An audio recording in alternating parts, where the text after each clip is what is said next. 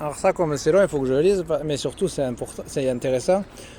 Le domaine départemental de Sceaux, parce que nous sommes dans un parc de Sceaux. Donc au XVe siècle, ça me donnait soif encore. Donc entre 1500 et 1600, le futur parc de Sceaux, entre 1400 et 1500, le XVe siècle, ça se termine en 1500. Le futur parc de Sceaux, c'était pas encore délimité comme aujourd'hui, c'était un domaine agricole, alors, ouais, même pas de clôture probablement.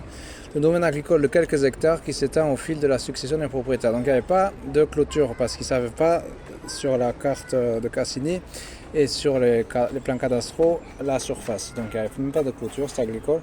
Qui s'étend au fil de la succession des propriétaires, donc ça a dû changer avec chaque propriétaire. En 1670, Colbert rachète le domaine, c'est Meladi déjà Claire, il va revenir. C'était le ministre du commerce de Louis XIV et il a créé les corporations qui ont révolutionné le métier. Par exemple, il y avait les forgerons, il y avait les blanchisseuses, enfin, les gens étaient répartis, il y avait les commerçants, les forgerons aussi vendaient des outils forgés, des épées, des armures. Donc Colbert a acheté le domaine et comme m'a dit Claire, il a tout transformé en un lieu très prestigieux. C'est plus qu'un lieu de prestige, ils sont très modestes, malgré la destruction du château après la Révolution, parce qu'ils étaient opposés à la royauté, et sa reconstruction à la fin du 19e, le domaine de Sceaux garde un peu cette magie du 18e siècle, 17e, donc de 1500 à 1600, non, de 1600 à 1700, le 17e, c'est chiant ça, le truc des 15, des 17. Bref, il s'en dégage aujourd'hui une atmosphère, donc si c'était jusqu'à 1700, c'était avant la Révolution. Il s'en dégage aujourd'hui une atmosphère paisible et naturelle, offrant des ambiances prenantes variées. Le parc a été répertorié zone naturelle d'intérêt écologique, faunistique et floristique. C'est vrai qu'il y a des fleurs. Des tritons, des lucans cerfs-volants, il y en a partout, des écureuils, il y en a partout, des tritons, il y en a dans plein de pays, des chênes, il y en a partout, des éperviers, il y en a partout, des prairies qui font du bien parce qu'il y a un étage de végétation où les petits animaux peuvent abriter de nombreux insectes, parce qu'ils peuvent s'abriter de la chaleur. S'il fait plus frais, il fait 10 degrés sous les plus basses herbes, 15 degrés au-dessus de 10 cm, 20 degrés au-dessus de 20 cm.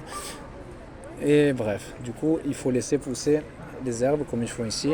Les prairies, c'est encore mieux. Alors, il y a plein de prairies comme ça, fleuries, mais pas des aussi grandes plantes, mais toutes fleuries, bien comme il faut. Donc, c'est ça, l'idéal, le terrain idéal, c'est une prairie. Bon, la petite maison dans la prairie. Claire, elle va arriver. Donc là, j'ai déjà pris en photo. C'est, voilà, on est ici, vous êtes ici. Mais ça ne va pas vous parler. Ça, c'est magnifique. C'est le nôtre qui a fait le jardin de Versailles. C'est pour ça que ça ressemble. Une partie de la grande perspective du domaine de Sceaux est réaménagée en 2014 afin de recréer les parterres de broderie créés par André Le Nôtre au XVIIe siècle. Puis il y a 10 ans, ils les ont réaménagés. Lui, c'était celui qui a inventé le béton armé. C'est pratique, ça, c'est solide. T'es là ? C'est bon. C'est intéressant. Oui. L'autre côté, il parle de Colbert, puisque tu m'en as parlé. Qu'il a acheté en 1670 et il a tout transformé en un lieu de prestige, qui est toujours très joli. Oui. Et tu m'as dit, il a aménagé le Grand Canal. Oui. D'accord. Ben merci.